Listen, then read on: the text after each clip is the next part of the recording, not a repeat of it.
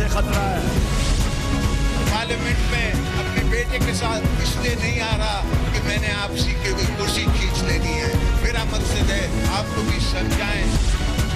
अल्ताफ हुसैन साहब से हमारा मुकम्मल क़तई ताल्लुक़ है।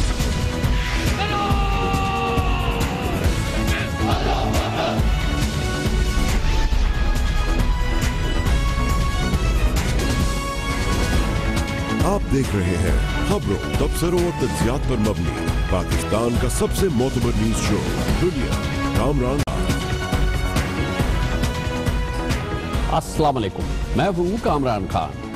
पूरे पाकिस्तान में शोर है, डंका है इस वक्त के एहतसाब होना चाहिए और उन लोगों का जो कि अवामी मनसब पे बैठे हुए हैं उनका ज़रूर एहतसाब होना चाहिए। पाकिस्तान को करप्शन से पाक करने के लिए एक ज़बरदस्त एहतसाबी निज़ाम हो और एहतसाब होता नज़र आए। और आज के ज़माने में जब पनामा केस के हवाले से सुप्रीम कोर्ट ऑफ पाकिस्तान में बहुत ही कलीदी समाअत हो रही है, एक का ताल्लुक़ है वज़ीर आज़म नवाज शरीफ से, दूसरे का ताल्लुक़ है तहरीक इंसाफ के सरबराह इमरान खान से। इस बैकग्राउंड में यकीनी तौर पर इस बात की तवक्को की जा सकती थी कि पाकिस्तान में इस सूरत हाल से यकीनी तौर पे कम से कम कुछ हुकूमतें, कुछ सियासतदान, कुछ जमातें फ़ायदा उठाएंगी और सबक सीखेंगी। लेकिन लग ये रहा है कि इसके बिल्कुल बरक्स, इसके बिल्कुल मुखालिफ हवा चल रही है सिंध में, जहां पर आज वो किया गया है जिसकी शायद इससे पहले कभी तवक्को नहीं की गई। आज पाकिस्तान पीपल्स पार्टी की सिंध में हुकूमत ने सूबाई असम्बली में अपनी अक्सरियत की बुनियाद पर वो काम किया है, जैसा कि मैंने कहा कि जिसका बारे में सोचा भी नहीं जा सकता था। हुकूमत सिंध ने हुकूमती मामलों से नैब के किरदार को यकसर ख़त्म कर दिया है। गोया कि आज कौमी असम्बली, सूबाई असम्बली में एक कानून पास किया है जिसके ज़रिए नैब को सिंध हुकूमत के मामलात से निकाल बाहर किया गया है और इसके साथ ही कहा गया है कि हुकूमत सिंध अपना एक एहतसाबी निज़ाम ला रही है और एक एहतसाबी कमेटी तजवीज़ कर रही है। नैब के हवाले से ये बात बहुत अहम है कि नैब सिंध में बहुत भरपूर अंदाज से काम कर रही थी। सिंध में जिस किस्म के करप्शन के इल्ज़ामात हैं, सरकारी करप्शन के इल्ज़ामात, चाहे वो ठेकों के मामलात हों, चाहे वो आपाशी के मामलात हो, खरीदो फरोख्त के मामलात हो, चाहे वो भर्तियों के मामलात हो, कई केसेस ऐसे हैं जिनकी कि इससे पहले कोई मिसाल नहीं मिलती और सैकड़ों केसेस हैं जो नैब में इस वक्त ज़ेर तफ्तीश हैं। और इन मामलात से जान छुड़ाने के लिए हुकूमत सिंध ने नैब के किरदार को ही ख़त्म कर दिया है। गवर्नर सिंध जनाब मोहम्मद ज़ुबैर ने गो कि इस बिल को मुस्तरद किया था, लेकिन 18वीं तरमीम के तहत जो असम्बली को पावर्स हासिल है उसके तहत असम्बली ने इसे दोबारा आज मंजूर कर लिया। हिज़्ब इख्तिलाफ ने वॉकआउट किया और इस तरह से एक नई मिसाल बन गई है सिंध में। और कहा यह जा रहा है कि अब सिंध में हुकूमत अपना एहतसाब खुद करेगी। वो जो मामलात हैं जिनसे हुकूमत सिंध ने पीछा छुड़ाया है उसकी अगर आप एक झलक देख ले तो आपको अंदाजा होगा कि हुकूमत सिंध किस सूरत हाल से दो चार थी और कितने संगीन करप्शन के मामलात थे जिससे पीछा छुड़ाने के लिए ये कदम उठाया गया है। इसकी इतला और इसकी मालूमात हमें दी थी डायरेक्टर जनरल नैब सिंध जनाब अल्ताफ बलवानी ने हमारे एक प्रोग्राम में। इस वक्त हमारे पास कोई 282 रेफरेंसेस हैं जो मुख्तलिफ अदालतों में अकाउंटेबिलिटी कोर्ट्स में जो हैं वो जो 5 या 6 हमारे अकाउंटेबिलिटी कोर्ट्स उसमें चल रहे हैं। 135 हमारे पास इंक्वायरीज़ हैं और कोई 105 हमारे पास इन्वेस्टिगेशंस हैं और कोई 64 हमारे पास इस वक्त सीरीज़ हैं। तो ये कुल मिलाकर हमारे पास इस वक्त जो हैं वो मोर देन 500 केसेस जो हैं वो इस वक्त हमारे पास चल रहे हैं। उन केसेस की वजह से ये लोग सारे परेशान हैं और ये चाहते हैं कि नैब जो है वो इस मामले से हट जाए ताकि ये बगैर जो है वो मदर बेदर आज़ाद जो होकर और सिंध के अंदर करप्शन का बाजार मज़ीद गर्म करें और सिंध को मज़ीद लूटें। ये है वो मामला जिसकी बुनियाद पर नैब की छुट्टी कर दी गई है। और आपको एक और बड़ी दिलचस्प बात बताऊं, वो ये कि इसी नैब ने हुकूमत सिंध के सैकड़ों लोगों को जो उनकी ज़ेर तफ्तीश आए उनके हवाले से जो करप्शन के सबूत थे उनके सामने रखे। इन्होंने कुल तकरीबन 3 अरब रुपए नैब को वापस किए इन सिंध हुकाम ने जो ऑफिशियल्स ज़ेर तफ्तीश आए थे। फिर नैब ने उसमें से एक बड़ी कसीर रकम तकरीबन 2 अरब रुपए हुकूमत सिंध को वापस की कि ये आपके अफसरों ने आपके ख़जाने से लूटी हुई रकम जो हमें दी है ये आपके हवाले اور پھر دلچسپ بات یہ ہے کہ ان میں سے کثیر تعداد کو دوبارہ ان کی انہی پوزیشن پہ حکومت سندھ نے لگا دیا. خیر بعد میں اس میں انٹرونشن ہوئی, عدالتی انٹرونشن ہوئی, اور پھر ابھی فی الحال ان لوگوں کے خلاف ایکشن نہیں ہوا ہے. تو یہ ہے نیب کی کارکردگی کہ وہ لوٹی ہوئی رقم حکومت سندھ کو واپس کر رہی ہے, لیکن اس نیب کو ہی یہاں سے فارغ کر دیا گیا ہے تاکہ وہ 600 کیسز جو کہ اس وقت زیر تفتیش ہے کم از کم اس سے وقتی طور پہ جان چھوٹے, اور یہ بھی یہ کہ آئندہ کے جو معاملات ہیں اس میں کم از کم نیب کو دور رکھا جائے. لیکن بہرحال یہ معاملہ عدالتوں میں جائے گا, اور دیکھنا یہ ہے کہ پاکستان کی عدالت عالیہ اور عدالت عظمیٰ اس سلسلے میں کیا رخ اختیار کرتی ہے. اس پورے موضوع پہ بات کرتے ہیں. پاکستان پیپلز پارٹی کے سابق سینئر رہنما اور پیپلز پارٹی کے ایک بہت ہی کلیدہ کارکن رہے ہیں, محترمہ بے نظیر بھٹو سے بڑی قربت تھی, جناب صفدر عباسی ہمارے ساتھ موجود ہے. بہت بہت شکریہ صفدر عباسی صاحب. یہ کیا ہو رہا ہے آپ کے خیال میں, اس کی کیا انٹرپریٹیشن, آپ اپنے پرسپیکٹیو سے کیا سمجھتے ہیں کہ یہ کیوں اس قسم کے اقدامات کیے جا رہے ہیں؟ نیب کو ہی فارغ کرے, اپنا احتسابی نظام لانا ہے, کے پی کے میں بھی وہ لائے ہیں, لیکن انہوں نے نیب کو فارغ نہیں کیا ہے. آپ بھی کریں ہم بھی کرتے, لیکن انہوں نے تو بیسک کام یہ کیا کہ نیب کو ہی فارغ کیا ہے. کامران بھائی, بنیادی طور پہ بات جو میں سمجھتا ہوں کہ یہ جو پاناما کا ہنگامہ چل رہا ہے یہاں پہ وفاقی حکومت کے لیے ایک درد سر بنا ہوا ہے, اور ایک ٹوٹل جمود کا شکار ہو گئی یہاں پہ وفاقی حکومت. اس چیز سے غالباً فائدہ اٹھاتے ہوئے سندھ کے جو حکمران ہیں انہوں نے سوچا کہ اب جو چیزیں انہوں نے بلڈوز کرنی ہے وہاں پہ وہ کر ڈالیں, اور کوئی ان پہ چیک نہیں ہوگی, کوئی ان کو پوچھنے والا نہیں ہوگا. میں سمجھتا ہوں کہ یہ نیب کے اوپر جو لا ریپیل کیا گیا ہے یہ نہ صرف غیر آئینی ہے, نہ صرف یہ غیر قانونی ہے, بلکہ سب سے بڑی بات ہے کہ یہ بدنیتی پر مبنی ہے. اگر آپ نے جس طرح کیسوں کا ذکر کیا کہ اس لا کے تحت تمام انکوائریز, تمام انویسٹیگیشنز اور تمام کورٹ کیسز جو ہے نا وہ حکومت سندھ نے جو نا اپنی طرف لے لیے ہیں. مجھے یہ سمجھ نہیں آئی کہ باقی تو چلو آپ لا کو کس طرح ریپیل کریں, لیکن آپ نے کورٹوں کو ہی جو نیب کورٹس بنی تھی ایک فیڈرل لا کے تحت آپ نے ان کو ہی ختم کر کے رکھ دیا ہے. تو میں سمجھتا ہوں کہ یہ ساری کی ساری چیزیں جو عمل ہے, جو آپ نے جس طرح آپ نے یہ انکوائریز کی بات کی کہ کتنی 200-250 تقریباً جو انکوائریز اور انویسٹیگیشنز اور کیسز جو پینڈنگ ہے ان کو ختم کرنے کے لیے ٹوٹل بدنیتی پر مبنی یہ قانون بنایا گیا ہے. اور میں نہیں سمجھتا کہ یہ کسی بھی کورٹ آف لا میں سٹینڈ کر سکے گا, کیونکہ اصول یہ رہا ہے ہمیشہ لیجسلیشن کا کہ جو وفاقی لا ہوتا ہے وہ ہمیشہ پریویل کرتا ہے. وفاقی لا جو ہے نا ہمیشہ اس کو کوئی پروونس ریپیل نہیں کر سکتا. ہاں یہ آپ اپنا قانون بنا لیں جیسے کہ خیبر پختونخوا نے بنایا اور آپ اپنے اس کو چلائیں, لیکن آپ کسی بھی طور پہ کسی بھی وفاقی لا کو ختم نہیں کر سکتے. پر میں یہ سمجھتا ہوں کہ نہ صرف یہ, آپ اگر آپ پوری کی پوری سندھ حکومت کی گزشتہ دنوں کی کارکردگی دیکھیں تو آپ عباس صاحب یہ بتائیے گا, یہ جو اپنا سسٹم لانے کی بات کی ہے جس میں انہوں نے کہا کہ ہم کمیٹی بنا دیں گے, 3 اپوزیشن کے لوگ رکھیں گے, 3 ٹریجری بینچ سے رکھیں گے, اور اسپیکر کو اس کا جو ہے ڈیسائیڈنگ ووٹ ہوگا اور یہ اپنا چیئرمین منتخب کرے گی. یہ چیئرمین, یہ کمیٹی کتنی مؤثر رہے گی آپ کے خیال میں, جس میں 3 حزب اختلاف کے اور 3 گورنمنٹ کے لوگ ہوں گے؟ سب سے پہلے تو میں سمجھتا ہوں کہ پاکستان کے اندر گزشتہ 8-10 سال کے اندر جو لیجسلیشن کا تصور تھا وہی ختم ہو کے رہ گیا ہے. آپ یہ دیکھ رہے ہیں کہ کلیدی ایشوز کے اوپر, مثلا یہ ایک بہت ہی کلیدی ایشو ہے جس میں ایک پروونس ایک ایسا قانون بنانے چلی ہے جو کہ ڈائریکٹ کلیش کر رہا ہے وفاقی قانون کے ساتھ. کیا اس میں کوئی موقع نہیں دینا چاہیے اپنے لیجسلیٹرز کو کہ وہ اس پہ سوچیں؟ کہ آپ اس کو کوئی کمیٹی سسٹم کو امپروو نہیں کر سکتے جہاں باقاعدہ اس پہ ڈیبیٹ ہو؟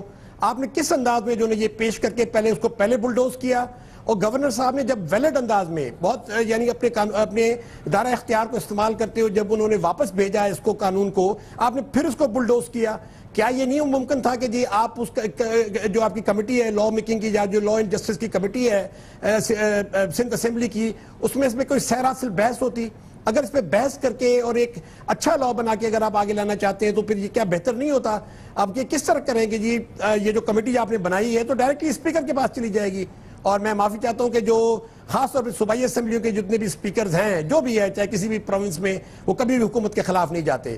تو میں سمجھتا ہوں کہ ایفیکٹولی حکومت نے جو نا اس کمیٹی کے ذریعے ایک کنسیشن دینے کی کوشش کی, لیکن جب یہ دیکھا کہ جی اس کے اندر کوئی وہ ہو تو پھر اسپیکر کو دے دی. تو میں نہیں سمجھتا کہ یہ قانون سازی کا کوئی اچھا طریقہ ہے. میری نظر میں سندھ حکومت ٹوٹل بلڈوز کرنا چاہتی ہے سارے اپنے پولیٹیکل ایجنڈا کو. جی بہت بہت شکریہ جناب صفدر عباسی. جیسے کہ صفدر عباسی کہہ رہے تھے کہ دراصل اس میں ویٹو پاور رکھی ہے صوبائی حکومت نے اپنے پاس. انہوں نے کہا کہ ہم اینٹی کرپشن یہ ایجنسی بنا رہے ہیں، اور اس ایجنسی کے 6 ممبر ہوں گے، 3 اپوزیشن کے، 3 گورنمنٹ کے، اور ان میں جب بھی کوئی ڈیڈ لاک ہوگا تو فیصلہ اسپیکر کرے گا. گویا کہ کوئی چانس نہیں ہے کہ حکومت کی نہ چلے. اگر 3 حزب اختلاف والے اس مکمل طور پہ بھی ایگری نہیں کرے، کسی چیز سے بھی ایگری نہیں کریں گے، تو فوراً معاملہ اسپیکر پہ جائے گا، اور لا محالہ اسپیکر جو ہے وہی فیصلہ کرے گا جو اس کی پارٹی کے لوگوں کا فیصلہ ہے. گویا کہ مکمل اختیار جو ہے وہ اس وقت حکومت کے پاس ہے، بلکہ ویٹو پاور بھی حاصل کر لیا ہے. اور یہ ہے ابتدا اس ایجنسی کی، اس نئی ایجنسی کی جو حکومت سندھ اپنے اندر صوبائی حکومت میں احتساب کے لیے لے کر آئی ہے. کمرشل بریک، اور اس کے بعد ذکر کرتے ہیں پاکستان کے لیے ایک تشویشناک بات ہے. امریکہ میں پاکستان کے خلاف جذبات ابھر رہے ہیں، خاص طور پہ پاکستان کی افغانستان پالیسی کے حوالے سے امریکہ کی سیکیورٹی اسٹیبلشمنٹ میں باتیں ہو رہی ہیں، غصے کی باتیں ہیں اور تشویشناک باتیں ہیں. پاکستان کی اس حوالے سے جو امداد ہوتی تھی اس کو بھی روک دیا گیا ہے. اس اہم ڈیولپمنٹ پہ بات کریں گے ایک چھوٹے سے وقفے کے بعد.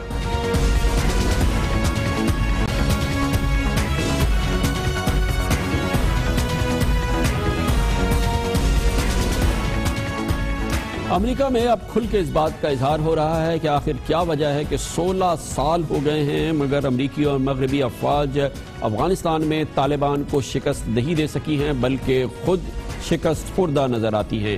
اسی بیک گراؤنڈ میں لگتا یہ ہے کہ امریکہ میں سیکیورٹی اسٹیبلشمنٹ ہو، کانگریس ہو، میڈیا ہو، ان کی پاکستان سے ناراضگی بڑھتی جا رہی ہے. اس کا عملی اظہار چند روز قبل ہوا جب $350 ملین امداد روکنے کی بات سامنے آئی.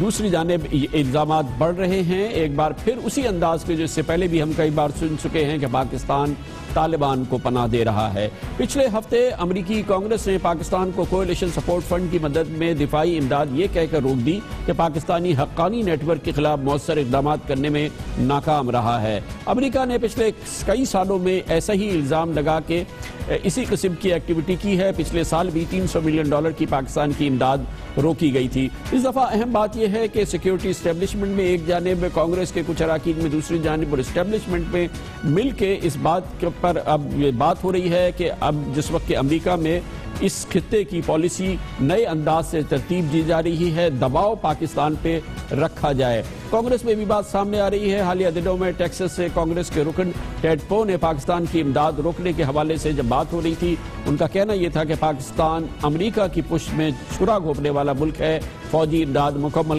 طور پہ بند کر دی جائے. یہ بات کانگریس میں بھی کی جا رہی ہے، میڈیا میں بھی اسی قسم کے جذبات کو سامنے لایا جا رہا ہے. امریکہ کے چینل فاکس نیوز کے پروگرام آفٹر دی بیل میں امریکی دفاعی ماہر لیفٹیننٹ جنرل ریٹائرڈ ٹامس ملکرنی نے صاف انداز میں پاکستان کے اندر فضائی حملے کرنے کی تجویز پیش کی. ہم افغانستان میں آخر ناکام کیوں ہو رہے ہیں؟ One word, Pakistan. ایک ہی وجہ ہے، ایک ہی لفظ، پاکستان. پاکستان پچھلے 16 سال سے طالبان کو مدد فراہم کر رہا ہے. جب جارج بش نے کہا تھا کہ یا تو آپ ہمارے ساتھ ہیں یا ہمارے مخالف، تو انہوں نے کہا تھا کہ وہ ہمارے ساتھ ہیں. ہمیں یہ سمجھنا ہوگا کہ وہ ہمارے ساتھ نہیں تھے. بلوچستان میں 9 ایسے شہر ہیں جہاں پیسہ اکٹھا کیا جاتا ہے، ان کی مدد کی جاتی ہے، بھرتیاں اور تربیت دی جاتی ہے. ہمیں سخت مشکل کا سامنا ہے کیونکہ موسم سرما میں جب جھڑپیں نہیں ہو رہی ہوتی تو یہ سارے پاکستان کی سرحد میں گھس جاتے ہیں. ہم پاکستان سے تعاون یا مدد کو ختم کیوں نہیں کر دیتے؟ میں بالکل ایسا ہی کرنا چاہوں گا، بلکہ میں تو چاہتا ہوں کہ پاکستان کے اندر فضائی قوت کے ذریعے ان کے تربیتی کیمپس کو بھی نشانہ بنایا جائے. ہم ان کو بتا دیں گے کہ جب تک وہ ان کا صفایا نہیں کرتے ہم فضائی حملے کرتے رہیں گے.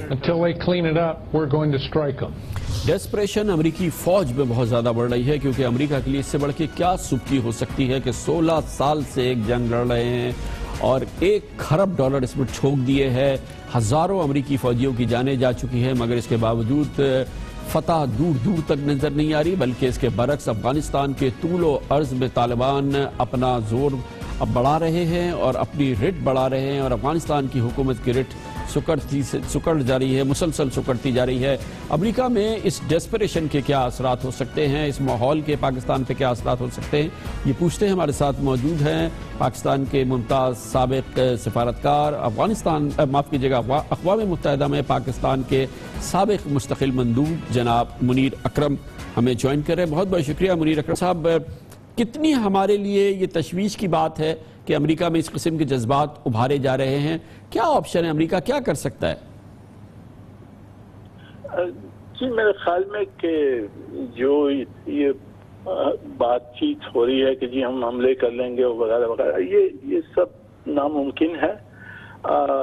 بہت غلطی ہوگی اگر اس طرح کا انہوں نے ایکشن لیا، کیونکہ اس کے امکان بہت ریٹیلیشن ہوگی اور کافی حالات برے ہو سکتے ہیں ان کے لیے بھی اور ہمارے لیے بھی۔ تو میرے خیال میں پالیسی جو نکلے گی وہ زیادہ بیلنس ہوگی، پر یہ صحیح ہے کہ وہ اس کنکلوژن پہ ہیں کہ جی پاکستان پہ دباؤ ڈالا جائے اور اسی طرح سے یہ جو جنگ ہے یہ ہم جیت سکتے ہیں۔ جو صحیح بات یہ ہے کہ یہ جنگ جیت نہیں سکتے، یہ کوئی نہیں جیت سکتا ہے۔ افغانستان میں برسوں سے الیگزینڈر کے زمانے سے جو بھی وہاں گیا ہے وہ جیت نہیں سکا ہے، اس کو پیسیفائی نہیں کر سکا، تو یہ ناممکن ہے۔ پولیٹیکل سولوشن ڈھونڈنا ہوگا۔ جو ہم نے سوال ان سے کہنا ہے کہ جی آپ کو پولیٹیکل سولوشن چاہیے یا ملٹری سولوشن چاہیے؟ اگر پولیٹیکل سولوشن چاہیے تو ہم آپ کی مدد کر سکتے ہیں، کیونکہ یہ جو لوگ ہیں وہ آتے جاتے رہتے ہیں ہمارے پاس، صحیح ہے۔ پر جہاں تک کہ ملٹری سپورٹ ہماری طرف سے ہے، وہ تو ہم تو کہہ رہے ہیں کہ جی بارڈر سیل کر دیں، بارڈر کو ہم فینس کر رہے ہیں، بارڈر کو الیکٹرانکلی مانیٹر کرنے کے لیے تیار ہیں، پر ان جو اپوزیشن ہے اس کی وہ کابل سے آ رہی ہے۔ اچھا، ایک چیز دیکھی جا رہی ہے منیر اکرم صاحب کہ امریکہ میں اس وقت یونائٹڈ اسٹیٹس میں پوزیشن یہ ہے کہ لیڈرشپ نام کی چیز تو ہے نہیں۔ ٹرمپ صاحب کے اپنے مسائل اتنے بے تحاشا ہیں کہ یہ ان کے لیے بہت ہی لیسٹ پرائرٹی ہے، دوسری بھی لیڈرشپ نظر نہیں آتی، اور امریکہ کی ساری جو سیکیورٹی پالیسی ہے وہ ایکس جنرلز کے پاس ہے۔ ایک جانب جنرل میٹس ہے، ایک جانب جنرل میک ماسٹر ہیں، اور پھر یہ پوری پالیسی، اور پھر معاملہ امریکی افواج کی سبکی کا ہے کہ 17 سال کے باوجود وہ یہ جنگ لڑ نہیں پا رہے۔ اس کے باوجود آپ سمجھتے ہیں کہ کوئی ریشنل سامنے آئے گا، کوئی ایسی چیز کہ امریکہ کیا واقعی یہاں سے ایک گریسفل ایگزٹ چاہتا بھی ہے یا یہیں رہنا چاہتا ہے؟ جی میرے خیال میں میرا جو کنکلوژن ہے کہ وہ اس وقت ان کا ارادہ یہ ہے کہ وہاں رہنا ہے ان کو، اور اس کی جو ریزن ہے اور ریشنل ہے وہ جو اسٹریٹجک انوائرمنٹ جو بدل گئی ہے، جو چین کی رائز ہے اور جو روس کے ساتھ ان کے مخالفت ہو رہی ہے، جو ایران کے ساتھ پالیسی ہے، ان سب وجہوں سے ان کا اب ارادہ یہ ہے کہ وہاں رہیں اور وہاں سے اپنا پاور پروجیکٹ کریں پوری ریجن میں۔ تو یہ جو پالیسی ہے یہ آبویسلی ہندوستان کے ساتھ بھی الائنڈ ہے، تو that is the encouragement that they have کہ جی ہم رہنا چاہتے ہیں وہاں، اور ایٹ واٹ ملٹری کاسٹ جو بھی ہو وہ سہنے کے لیے تیار ہیں۔ یہ تو ملٹری کنکلوژن ہے۔ اب ٹرمپ صاحب کیا کرتے ہیں اب تک کلیئر نہیں ہے کیا کریں گے، یا ان کو سمجھ ہے کہ اسٹریٹجک انوائرمنٹ کیا ہے، ان کو سمجھ ہے کہ جی اس کی کانسیکوینسز کیا ہوں گی، یہ اب تک کلیئر نہیں ہے، اور اس وجہ سے پالیسی بھی بالکل امریکن پالیسی جو ہے ابھی تک کلیئر نہیں ہے کہ کیا کرنا چاہتے ہیں۔ بہت بہت شکریہ جناب منیر اکرم ہمارے ساتھ تھے۔ کمرشل بریک اور اس کے بعد ذکر کرتے ہیں سپریم کورٹ آف پاکستان نے بہت اہم احکامات جاری کیے، پیناما کیس کے حوالے سے نہیں بلکہ اشتہاری ملزمان کے حوالے سے، اور اس میں پاکستان کی کلیدی شخصیات شامل ہیں، عمران خان بھی ہیں، طاہر القادری بھی ہیں، جنرل مشرف بھی ہیں، اور اب سپریم کورٹ آف پاکستان نے کہا ہے کہ تمام اشتہاری ملزمان کے NICs بلاک کر دیے جائیں، ان کے اکاؤنٹس فریز کر دیے جائیں، اور کئی کلیدی احکامات کا اعلان کیا سپریم کورٹ آف پاکستان نے۔ اس کی بات کرتے ہیں وقفے کے بعد۔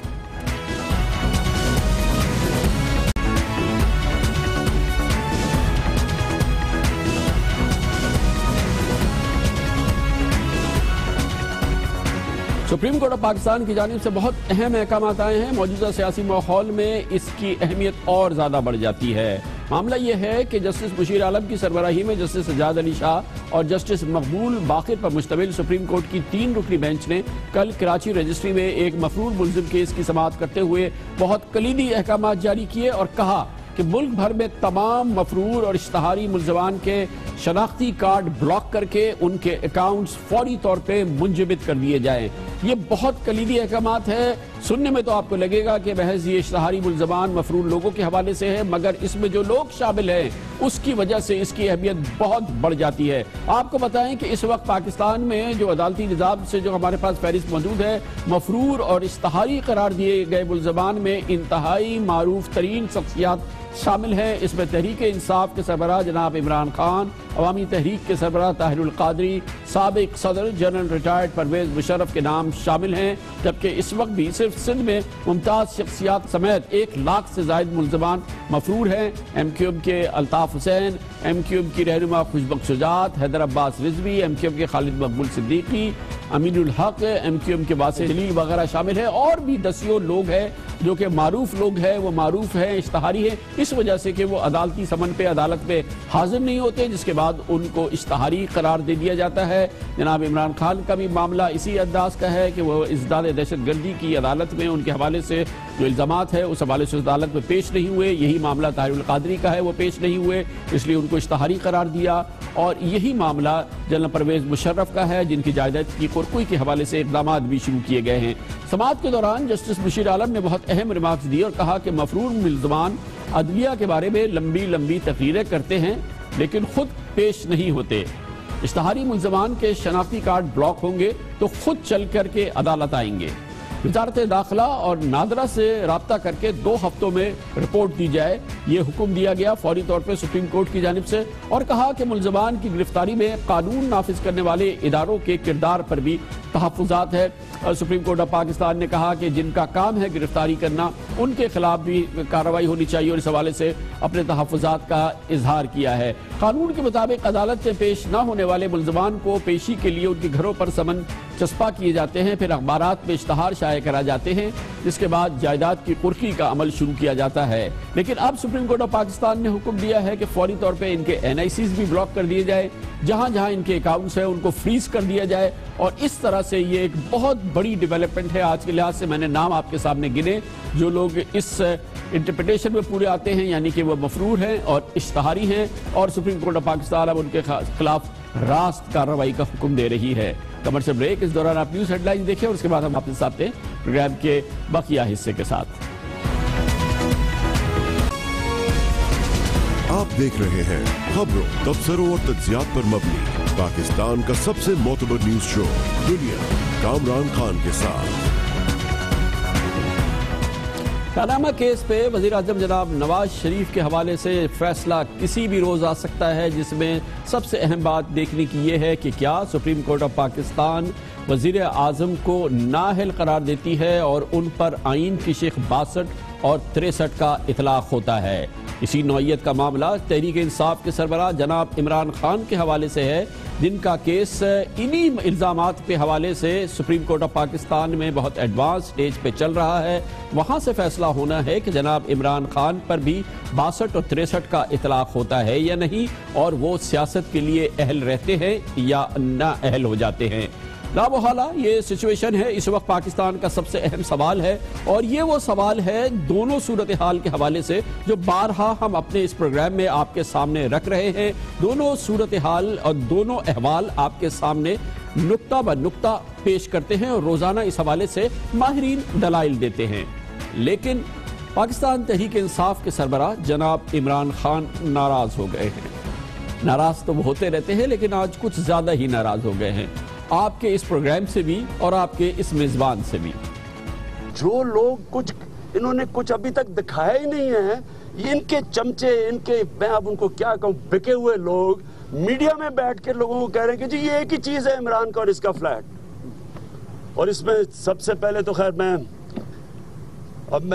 کیا کہوں، ایک نام نہیں اس کا لوں گا، کراچی سے ایک پروگرام کرتا ہے شام کو، اس کا نام خان سے ختم ہوتا ہے، میں یہ نہیں بتاؤں گا کہ اس کا پہلا نام کیا ہے، وہ میں دیکھ رہا ہوں لوگوں کو پاگل بنا رہا ہے۔ میرا نام پہلا نام کامران ہے، جناب عمران خان کا غصہ بھی غضب کا ہوتا ہے اور ان کا پیار بھی بہت غضب کا ہوتا ہے.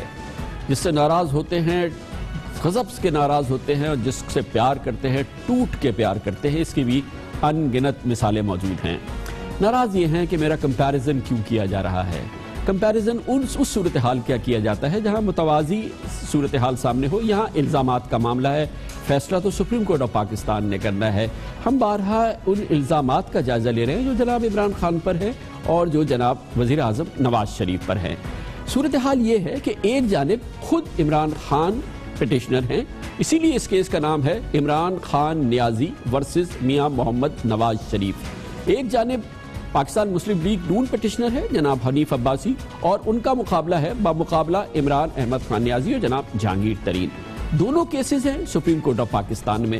ہم صرف یہ کرتے ہیں خان صاحب کہ ہم نے نہیں کہا کہ آپ کی منی ٹریل زیادہ صحت مند ہے اور جناب نواز شریف کی منی ٹریل بہت ہی کشیدہ ہے یا ان کی بڑی صحت مند ہے اور آپ کی دل بردستہ کر دینے والی ہے. یہ فیصلہ تو سپریم کورٹ آف پاکستان میں ہوگا. ہم نے کبھی نہیں کہا. لیکن متوازی صورتحال ہے. میں آپ کے سامنے دوبارہ پیش کر دیتا ہوں. ہمارے تمام ناظرین خان صاحب کے ساتھ مل کے یہ بتا دیں کہ یہ آپ نے جو نقطہ اٹھایا ہے یہ کمپیریبل نہیں ہے.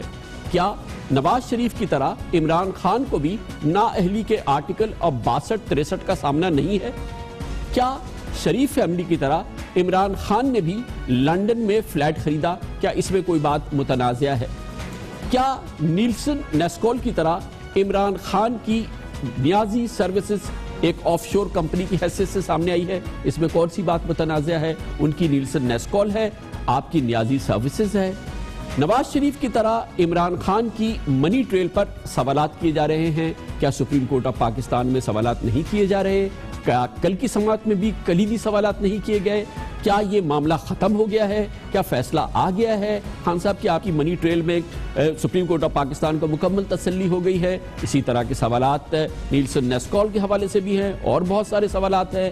ایک اور ہم نے کمپیریزن کیا کہ جناب نواز شریف نے مریم نواز کو تحفے میں رقم دی اور ان کے بیٹوں نے ان کو تحفے میں رقم دی. اس معاملے میں عمران خان کو ان کی سابق اہلیہ جمائمہ خان نے تحفے میں رقم دی. یہ کوئی ہم نہیں بتا رہے, آپ نے اپنے سٹیٹمنٹس میں کہا ہے. اس کے علاوہ اس میں کیا پرابلم ہے؟ دونوں کے اثاثوں کے لیے رقم کی منتقلی کا 1980 کا غیر ملکی ریکارڈ نہیں مل رہا. آپ نے بھی کہا کہ نہیں مل رہا, انہوں نے بھی کہا نہیں مل رہا. اس میں کون سی بات غلط ہے کہ نواز شریف کی ٹرانزیکشن کرنے والا BCCI اور عمران خان کا بینک بند ہو چکا ہے, ادھر BCCI بند ہو چکا ہے. آپ خود کہہ چکے ہیں, کئی بار کہہ چکے ہیں, جس سے میں ٹرانزیکشن کرتا تھا وہ بینک بند ہو چکا ہے. کہاں اس میں کون سی ایسی بات ہے کہ جس پہ آپ کو اتنا غصہ آ جائے؟ پھر سپریم کورٹ کے حکم پر شریف خاندان سے 13 سوالات کی تحقیقات ہو رہی ہے. آپ سے تقریباً 14 سوالات ہیں جن کے جوابات پوچھے جا رہے ہیں. خان صاحب کیا اس میں پرابلم ہے؟ کیوں اتنے آپ ناراض ہو رہے ہیں؟ کہاں ہم نے کہہ دیا کہ آپ کی منی ٹریل جو ہے وہ بہت ہی بیکار ہے یا یہ کہ آپ پر الزام ثابت ہو گیا ہے؟ سر یہ تو ابھی کیس ہے, یہ ابھی اسی لیے تو سپریم کورٹ میں آپ ہیں, جناب نواز شریف ہے. اہمیت یہ ضرور ہے کہ پاکستان کی سب سے بڑی جماعت اور پاکستان کے وزیر اعظم کا اب اس وقت موقع یہ ہے, دیکھنا یہ ہے کہ کیا سپریم کورٹ آف پاکستان انہیں صادق اور امین سمجھتی ہے یا نہیں سمجھتی, یا آپ کو بھی سپریم کورٹ آف پاکستان صادق اور امین سمجھتی ہے یا نہیں. کیونکہ آپ نے بھی 62-63 کے تحت ہی جناب نواز شریف کی نااہلی مانگی ہے. یہ آپ کی پٹیشن میں سب سے بڑی استدعا یہی ہے, یہی حنیف عباسی کی استدعا ہے کہ آپ صادق اور امین نہیں ہے, آپ کی نااہلی مانی ہے. مگر سب سے پہلے آپ نے نواز شریف کی نااہلی مانی ہے. مگر دیکھیے خان صاحب, معاملہ یہ ہے کہ ہم یہاں صحافت کرتے ہیں اور ہمیں اپنا کام کرنے دیجئے. ہم کبھی آپ کو پسند آتے ہیں, اس کی بھی بے پناہ مثالیں موجود ہیں کہ یہ بندہ بھی, یہ خادم بھی آپ کو پسند آئے. کبھی آپ کو پسند نہیں آتے, کبھی ہم نواز شریف صاحب کو پسند آتے ہیں, کبھی پسند نہیں آتے. اس کی بھی بے پناہ مثالیں موجود ہیں. 32-33 سال کے دوران یہ کھیل ہم مسلسل دیکھتے آئے ہیں.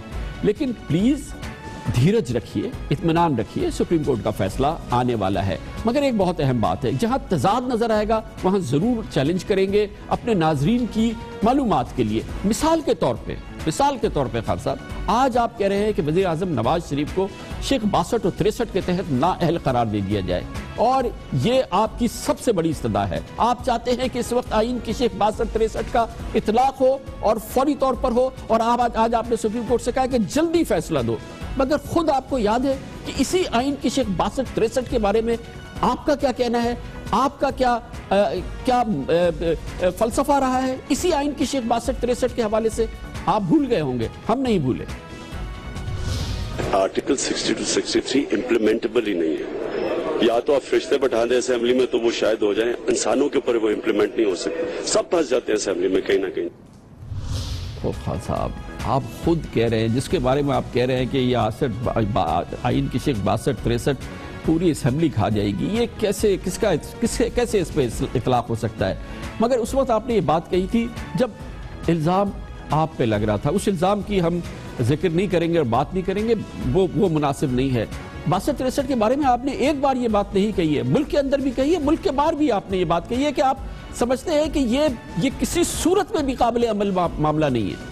It's just too ridiculous to invoke Article 62-63 and by General Musharraf and the MQM.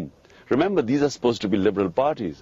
Not only the religious parties have never invoked this article. By the way, this was General Ziaul Haq's article. The Election Commission will discredit itself if it does that. Because we are already filing, I don't know whether you've heard this, but as of day before yesterday, all top politicians in Pakistan, including General Musharraf, Shaukat Aziz, the Speaker, we filed references on Article 62-63. In my opinion, I can bring the entire assembly out on 62-63 because you literally have to be an angel to pass that 62-63, maybe, which is why it's never been invoked. یہ ہے آپ کا view article 62-63 پہ، گویا کہ پاکستان کی جمہوریت کی اساس، پاکستان کی پارلیمنٹ کی اساس، پارلیمنٹ کی جو اس وقت پوری جو اسپیکٹرم ہے، آپ خود کہتے ہیں کہ یہ پوری 62-63 کی متحمل نہیں ہو سکتی، مگر آپ نے اس کو انووک کیا ہے۔ یہ بہرحال آپ کا فیصلہ ہے سر آنکھوں پر، اسی طرح سے آپ ہمیں ہمارے فیصلے کرنے دیجئے۔ آپ اگر اس بات سے بالکل اس وقت بدل گئے ہیں، اگر آپ کی اس 62-63 کے بارے میں جو آپ کی سوچ ہے، آپ کا فلسفہ ہے، آپ کا نظریہ ہے، آپ کا جو اعلان ہے، آپ اس کو سمجھتے ہیں کہ اب اس کو یاد رکھنے کی ضرورت ہے سر آنکھوں پہ، لیکن خان صاحب پلیز فار ہیون سیک ہمیں ہمارا کام کرنے دیجئے۔ مقابلہ اسی وقت ہوتا ہے جب پیرالل سچویشن ہوتی ہے۔ میں نہیں کہوں گا کہ آپ آج میڈیا ہاؤسز کو، صحافیوں کو، اس پروگرام کو ہمیں اس انداز سے نشانہ بنا رہے ہیں، اپنا الزام لگا رہے ہیں۔ انتظار کیجئے، سپریم کورٹ آف پاکستان کا فیصلہ آئے گا۔ میری بڑی خواہش ہے، میں دل سے کہہ رہا ہوں، میری خواہش یہ ہے کہ پاکستان کا جو شخص 3 بار وزیر اعظم رہ چکا ہے، 4 سال سے وزیر اعظم ہے، سپریم کورٹ آف پاکستان یہ قرار نہ دے دے کہ وہ صادق اور امین نہیں ہے، کیونکہ اگر وہ صادق اور امین نہیں ہے تو پھر یہ قوم جس نے اس کو 3 بار وزیر اعظم بنایا ہے اور وہ 4تھے سال میں وزیر اعظم ہے، بہرحال یہ سپریم کورٹ آف پاکستان کا فیصلہ ہوگا، سر آنکھوں پہ ہوگا۔ اگر وہ کہیں گے کہ وہ صادق اور امین نہیں ہے، وہ صادق اور امین نہیں ہے، ہم تسلیم کریں گے، پوری قوم تسلیم کرے گی۔ لیکن اسی طرح سے سپریم کورٹ آف پاکستان نے اگر فیصلہ دیا کہ آپ صادق اور امین نہیں ہیں تو اسے بھی آپ بھی تسلیم کرنا ہوگا، ہم بھی اس کو سر آنکھوں پہ تسلیم کریں گے۔ لیکن میں خوش نہیں ہوں گا، خان صاحب میں خوش نہیں ہوں گا کہ اگر وہ سپریم کورٹ آف پاکستان سے کل فیصلہ ہے کہ آپ صادق اور امین نہیں ہیں، کیونکہ آپ نے پاکستان کو گلوری دی ہے، پاکستان کو ورلڈ کپ جیت کے دیا ہے، آپ نے پاکستان کو عالمی چیمپئن بنایا ہے، آپ نے پاکستان کو شوکت خانم کینسر ہاسپٹل دیا ہے۔ میرا دل بجھ جائے گا اگر سپریم کورٹ آف پاکستان کہے گی کہ آپ صادق اور امین نہیں ہیں۔ یہ نازک معاملہ ہے، یہ بہت اہم معاملہ ہے، جذبات میں نہ آئیے پلیز، یہ بہت ہی کلیدی آپ نے اٹھایا ہے۔ آپ کہہ رہے ہیں کہ 62-63 کو انووک کیا جائے اور اس پہ سپریم کورٹ آف پاکستان فیصلہ دے، جو بھی فیصلہ دے گی سر آنکھوں پر ہوگا، چاہے آپ کو صادق امین قرار دے، نواز شریف کو کہے کہ وہ صادق امین نہیں ہے، انہیں صادق اور امین قرار دے، کہے آپ صادق اور امین نہیں ہے، کہہ دے آپ دونوں صادق اور امین نہیں ہیں، دونوں نیک پارسا نہیں ہیں، کہہ دے سپریم کورٹ آف پاکستان، کہہ دے آپ دونوں نیک پارسا ہیں، آپ با اخلاق مسلمان ہیں، میں تو خوش ہو جاؤں گا، آپ بھی خوش ہو جائیں۔ چیئر اپ خان صاحب، ابھی فیصلہ آنا ہے۔ خبر سے بریک اور اس کے بعد ذکر کرتے ہیں 62-63 پیچھا کر رہی ہے جناب عمران خان کی پارٹی کے جہانگیر ترین کا، ان کا معاملہ بھی سپریم کورٹ آف پاکستان میں آ چکا ہے، جہاں پر معاملہ یہی ہے کہ کیا جہانگیر ترین 62-63 ان پر اطلاق ہوتا ہے یا نہیں، اور یہ بہت ہی نازک لمحہ ہے ہماری اس پوری سیاست کا کہ کیا پاکستان کا وزیر اعظم پہلی بار 62-63 کے آئین کی شق 62-63 کے حوالے سے نیک و پارسا نہ ہونا قرار پاتا ہے، صادق اور امین نہ ہونا قرار پاتا ہے، اس کو اس کے عہدے سے فارغ کر دیا جاتا ہے، اور کیا پھر اس کا وہ نتیجہ آنے والا ہے جس کو کئی بار جناب عمران خان پریڈکٹ کر چکے ہیں۔ اس کی تفصیلی بات کرتے ہیں چھوٹے سے وقفے کے بعد۔ آئین کی شق 62-63 جس کا اطلاق پارلیمنٹ کے اراکین پر ہوتا ہے اور جس میں یہ جانچا جاتا ہے کہ کیا وہ شخص نیک اور پارسا ہے یا نہیں، دوسرے نکات بھی ہیں، اس کے تحت اب فیصلہ آنے والا ہے کہ وزیر اعظم جناب نواز شریف صادق اور امین ہیں یا نہیں۔ آئین کی شق 62-63 کا ان پہ اطلاق ہوتا ہے یا نہیں، اور اگر ہوتا ہوگا تو وہ نااہل ہو جائیں گے۔ اس طرح سے وہ پاکستان کے پہلے وزیر اعظم اور پاکستان کے سب سے بڑی پارٹی کے قائد ہوں گے جو کہ آئین کی شق 62-63 کا شکار ہو گیا۔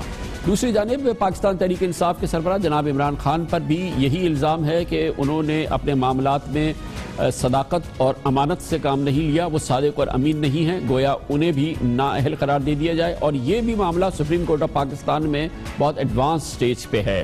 اب ایک اور معاملہ ہے اور وہ اس کا تعلق بھی پاکستان تحریک انصاف کے بہت ہی کلیدی رہنما جناب جہانگیر خان ترین کا ہے۔ ان پر بھی الزام لگا ہے کہ انہوں نے اپنے کاروباری معاملات میں جھوٹ بولا ہے، دروغ گوئی سے کام لیا ہے، گویا صادق اور امین نہیں ہیں، انہیں بھی فارغ کر دیا جائے، انہیں بھی نااہل قرار دے دیا جائے۔ سپریم کورٹ آف پاکستان میں آج اس حوالے سے سماعت بھی شروع ہو گئی ہے۔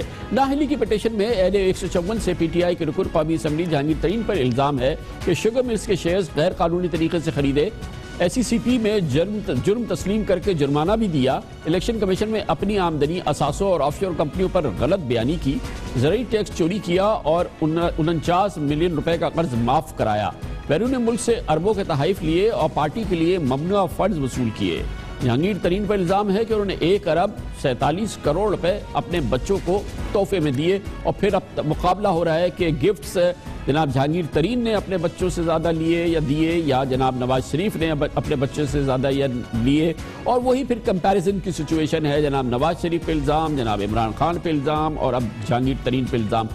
واضح طور پہ لگتا ہے کہ یہ ایک غیر معمولی کیفیت ہے جو جنم لے رہی ہے پاکستان کے سیاسی جمہوری ماحول میں۔ ایک جانب سپریم کورٹ آف پاکستان نے اپنے وہ خصوصی اختیار حاصل کیا ہے، استعمال کر رہی ہے، جس کا تعلق آئین کی شق 184(3) سے ہے، جس کے ذریعے براہ راست پٹیشن گئی وزیر اعظم کے خلاف، جس پہ وزیر اعظم کے خلاف براہ راست سپریم کورٹ آف پاکستان نے ایکشن لیا، اور اب سپریم کورٹ آئین کی شق 62-63 کے تحت فیصلہ دینے والی ہے۔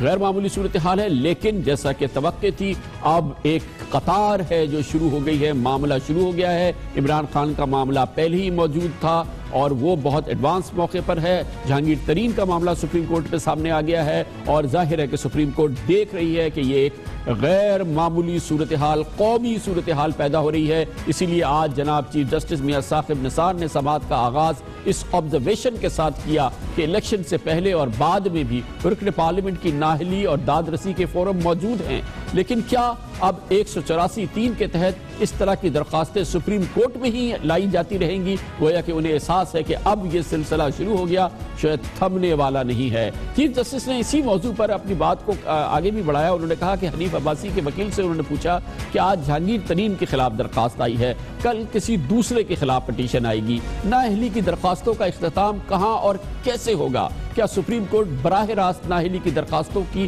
پذیرائی دے سکتی ہے یا نہیں؟ بہت بڑی سچویشن ہے جو ڈیولپ ہو رہی ہے سپریم کورٹ آف پاکستان کے لیے، اور اس کا احساس ہو رہا ہے سپریم کورٹ کو، اور چیف جسٹس آف پاکستان کی یہ ریمارکس اس کا اظہار کر رہے ہیں، اور معاملہ بھی بڑا سنگین۔ ایک تو وہ خصوصی اختیار کے 184(3) سپریم کورٹ اختیار کرے، مقدمے کی ضرورت نہیں ہے اور خود ہی فیصلہ دے دے، اور پھر شق آئین کی 62-63 جس کے حوالے سے ہم نے عمران خان کے خیالات آپ کو سنائے کہ وہ کہتے ہیں کہ اس میں تو کوئی بچ ہی نہیں سکے گا، یہ غیر معمولی بات ہے، اس کا اطلاق نہیں ہونا چاہیے، یہ کہا کرتے تھے عمران خان، لیکن ستم والا اس ستم کہ وہ خود اس معاملے میں فریق ہے۔ ایک جانب وہ اسی شق کے تحت وزیر اعظم کی رخصتی چاہتے ہیں، دوسری جانب انہی پہ الزام ہے کہ وہ 62-63 پہ پورے نہیں اترتے اور ان کی رخصتی چاہتے ہیں۔ یہ صرف عمران خان اور یہ دوسرے رہنما نہیں ہیں جو اس بات کے قائل ہیں، پاکستان کی حزب اختلاف کے دوسرے رہنما بھی جو وزیر اعظم نواز شریف کی نااہلی چاہتے ہیں 62-63 کے حوالے سے، وہ سمجھتے ہیں یہ شق ایسی ہے کہ وہ سمجھتے ہیں کہ پارلیمنٹ کا کوئی بھی رکن اس پہ پورا نہیں اترے گا، حتیٰ کہ جناب اعتزاز احسن جو کہ اب وزیر اعظم کی نااہلی مانگ رہے ہیں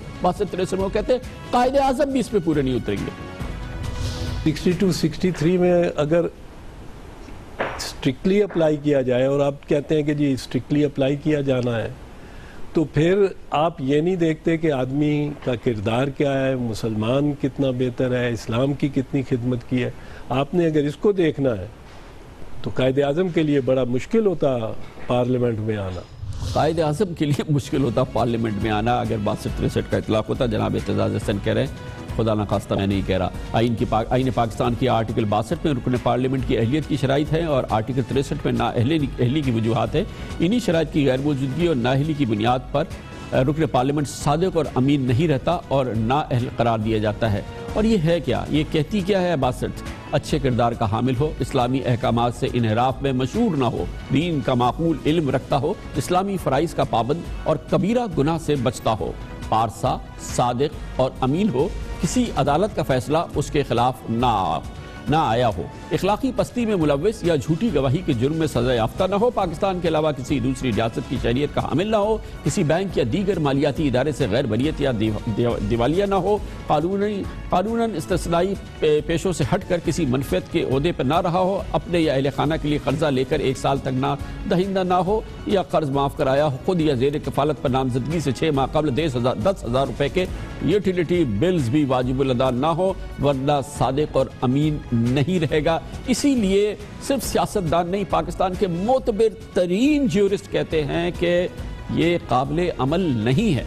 دیکھیں، ہم نے یہ جو بنا دیا تھا آرٹیکل 62 وغیرہ صادق اور امین، میں تو یہ کہتا ہوں کہ اگر اس کو فورسفلی انفورس کیا جائے تو ہم میں سے کوئی بھی صادق اور امین نہیں ہوگا. ہم نے کوئی نہ کوئی گناہ تو کیا ہوگا، ہم نے جھوٹ بولا ہوگا کہیں نہ کہیں، ہم نے کوئی اپنے حالات دیکھتے ہوئے، اپنے انٹرسٹ دیکھتے ہوئے کوئی ایسے فیصلے کیے ہوں گے. تو اگر اسٹرکٹلی اس کو اپلائی کیا جائے تو کوئی بھی شاید صادق اور امین نہ ہو. یہ کثیر تعداد میں پاکستانی یہی سمجھتے ہیں. اس پر اگر ایسا ہونے جا رہا ہے، ایسا ہوتا ہے، اس پہ عمل ہوتا ہے تو کیا ہوگا، یہ ہم پوچھیں گے. پروفیسر ڈاکٹر حسن عسکری رضوی ہمارے ساتھ موجود ہیں، پولیٹیکل سائنس کے استاد بھی ہیں اور سیاست کے بہت اہم تجزیہ کار. پروفیسر صاحب فرمائیے گا، دھماکہ خیز صورتحال ہے اس وقت. وزیر اعظم کا کیس ہے 184(3) کا، پہلی بار اس طرح کا اطلاق. 62-63 میں پاکستان کی سب سے بڑی پارٹی کا لیڈر شاید نااہل قرار دے دے. پاکستان کا وزیر اعظم پہلے بار 62-63 کے اندر نااہل ہو جائے. اور یہ 62-63 اتنی متنازع ہے جس میں اعتزاز صاحب کہتے ہیں کہ اس میں تو قائد اعظم بھی پورے نہ اترتے. دیکھیں، اس مسئلے کے 2 پہلو ہیں. ایک تو ہے 62-63 کی قانونی پروویژنز جن پہ ابھی ہم بات کر لیں گے. دوسرا اس کا پہلو ہے ان پروویژنز کو استعمال کرنا. اس وقت لگتا یہ ہے کہ سیاستدان جو ہیں وہ ایک دوسرے کے ساتھ ایک ایسی لڑائی میں الجھے ہوئے ہیں کہ وہ دونوں طرفین کو ایک دوسرے کو زخمی کرنا چاہتے ہیں. اصل معاملہ شروع ہوا تھا نواز شریف صاحب کے پاناما کیس سے، اور اب جو ہے پی ایم ایل این کے لوگوں نے کیسز فائل کر دیے ہیں دوسری سائٹ پہ، اور اس طرح یہ سیاستدان جو ہیں حسب صادق ایک دوسرے کے ساتھ دست و گریباں نظر آتے ہیں. جہاں تک لیگل سائٹ کا تعلق ہے، اس میں دیکھیے جنرل ضیاء الحق نے 62-63 میں جو بنائی ہے اس میں کچھ چیزیں اسلامک آئیڈینٹی، اسلامک تشخص کی ہیں جو نہیں ہیں. لیکن جہاں تک تعلق ہے کرمنل ایسپیکٹس کا، مثلاً یہ ہے کہ یہ پروویژن پہلے بھی موجود تھی پاکستان کے لاء میں. اگر آپ پہ کرپشن کا الزام ثابت ہو جاتا ہے کورٹ میں، اگر آپ کی کورٹ کنوکشن ہے کسی کرمنل کیس کے اندر اور اس میں سزا آپ کو 2 سال کی ہے، تو پھر آپ الیکشن نہیں لڑ سکتے تھے. اگر آپ جو ہیں بینک کے قرضہ دینے والوں میں پھنس گئے ہیں، وہ بھی الیکشن نہیں لڑ سکتے تھے. دیوالیہ کی صورت میں بھی الیکشن نہیں لڑ سکتے تھے. تو جنرل ضیاء الحق نے یہ کیا کہ جو پچھلی پروویژنز تھیں اس میں اسلامک پروویژن شامل کر کے اس کو بہت لوز قسم کا بنا دیا گیا ہے. لیکن یہ فرمائیے گا کہ رضوی صاحب، کیا آپ سمجھتے ہیں کہ یہ سپریم کورٹ کے لیے بھی بڑا کٹھن معاملہ ہے؟ کیونکہ ایک رسپونڈنٹ جو ہے وہ پاکستان کی سب سے بڑی جماعت کا سربراہ بھی ہے، وزیر اعظم بھی ہے. ایک جانب جو رسپونڈنٹ ہے وہ حزب اختلاف کی سب سے بڑی مؤثر جماعت کا سربراہ ہے، اور الزامات کی صحت پہ ہم نہیں جائیں گے، یہ تو فیصلہ سپریم کورٹ کرے. منوان الزامات ہیں ایک دوسرے پہ، اور پھر آج سپریم کورٹ کے چیف جسٹس نے کہا یہ تو لائن لگنے جا رہی ہے، یہ تو پٹیشنز آئیں گی 184(3) میں آپ نااہل قرار دیں، ایک فیصلہ دے دیں گے، 2 فیصلہ دے دیں گے، ہم رکیں گے کہاں؟ تو یہ ایک کٹھن مرحلہ ہے سپریم کورٹ کے لیے بھی. دیکھیں بنیادی طور پر تو یہ معاملہ جو اس کا کہ کون کوالیفائی کرتا ہے 62 63 میں، اس کو سپریم کورٹ میں نہیں جانا چاہیے، اس کو الیکشن کمیشن نے یہ ایلیجیبلٹی کو دیکھنا ہوتا ہے. بنیادی طور پر جو ممبران کی کوالیفیکیشن ڈسکوالیفیکیشن ہے وہ تو الیکشن کمیشن کا معاملہ ہے، الیکشن کمیشن نے فیصلہ کرنا ہوتا ہے کہ کون کوالیفائی نہیں کرتا. بہت بہت شکریہ پروفیسر ڈاکٹر حسن عسکری رضوی ہمارے ساتھ موجود تھے. کمر سے بریک، اس کے بعد ذکر کرتے ہیں. اس وقت ایک بڑا چیلنج وزیر اعظم کے سامنے پاناما کیس کے علاوہ یہ ہے کہ اپنی کابینہ کو متحد رکھے، اپنے قریب ترین سیاسی رفقا کو قریب ترین رکھیں، اور اس میں ان کو چیلنج کا سامنا ہے جناب چودھری نثار علی خان کی جانب سے، جہاں پر مسلسل کاوش جاری ہے کہ وہ اپنی ناراضگی سر عام اس کا اعلان نہ کرے جو وہ ناراض ہیں وزیر اعظم نواز شریف سے. اس کی بات کرتے ہیں چھوٹے سے وقفے کے بعد. ہمارے ساتھ ہوں گے وفاقی کابینہ کے رکن جناب خواجہ سعد رفیق، جو کئی روز سے جناب چودھری نثار علی خان کے ساتھ گفتگو کر رہے ہیں اور ان کی بات وزیر اعظم تک پہنچا رہے ہیں. ہمارے ساتھ ہوں گے وقفے کے بعد. اس میں کوئی شک نہیں ہے کہ وزیر اعظم جناب نواز شریف کو اپنے تیسرے دورے وزارت عظمیٰ کے سب سے بڑے چیلنج کا سامنا ہے. آئندہ کسی بھی روز پاناما کیس کا فیصلہ آ سکتا ہے اور جس کے اثرات ان کی وزارت عظمیٰ پر اور ان کے سیاسی مستقبل پہ ہو سکتے ہیں، لیکن فی الحال کچھ بھی کہنا قبل از وقت ہے. اس وقت جبکہ وہ اپنے سیاسی کیریئر کے ایک بہت بڑے چیلنج کا سامنا کر رہے ہیں، انہیں ایک اور چیلنج کا سامنا ہے، اور وہ کہ وہ اتنا وزنی چیلنج نہیں ہے جتنا کہ پاناما کیس کا ہے، مگر شاید ان کے ذہن پہ اس کا اثر ضرور ہو سکتا ہے. اور اس کا تعلق ہے ان کے انتہائی قریبی رفیق، ساتھی اور کابینہ کے انتہائی باوقار اور ان کے وفادار رکن جناب چودھری نثار علی خان کی ناراضگی. جناب چودھری نثار علی خان پچھلے کئی روز سے ناراض ہیں اور اپنی ناراضگی کا اظہار مختلف انداز سے کر رہے ہیں. ان کے بیانات ان کی وزارت کی جانب سے جو سامنے آ رہے ہیں اس میں واضح طور پہ لگتا ہے کہ وہ بہت زیادہ ناراض ہیں. اسی دوران یہ خبریں بھی گردش کرتی رہیں کہ وہ اپنے عہدے سے استعفیٰ دے رہے ہیں، وزارت داخلہ چھوڑ رہے ہیں، جس کی تردید خود جناب چودھری نثار علی خان نے کی.